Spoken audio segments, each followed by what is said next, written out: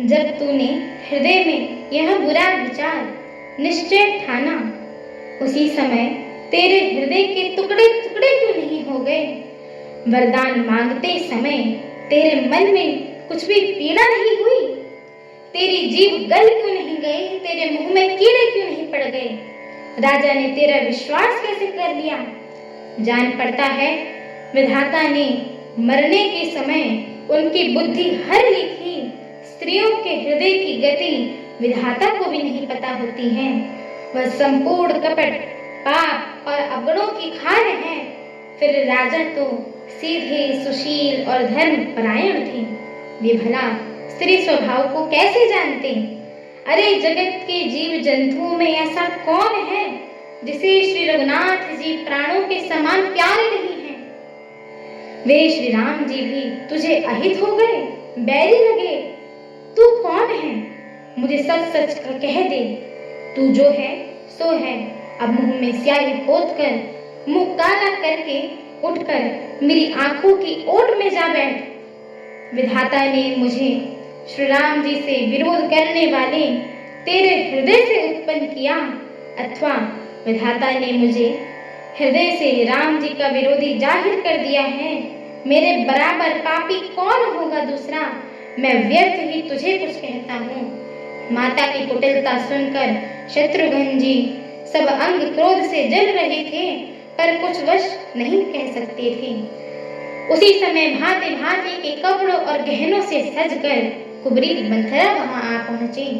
उसे सजी देखकर लक्ष्मण जी के छोटे भाई शत्रुघ्न जी क्रोध में भर आए, मानिए जलती हुई आग में घी की आहुति मिल गई हो।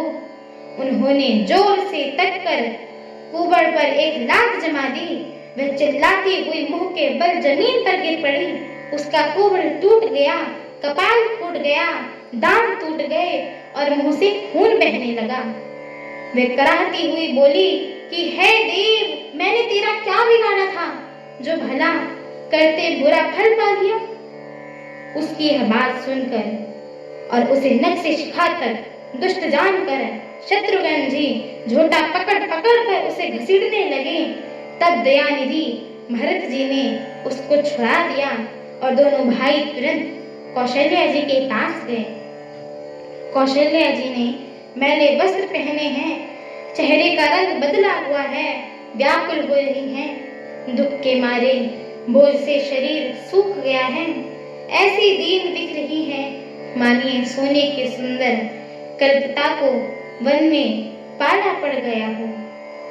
हमारी आगे की श्री राम कथा को सुनने के लिए हमारे चैनल को लाइक, शेयर, सब्सक्राइब एवं कमेंट अवश्य करिएगा।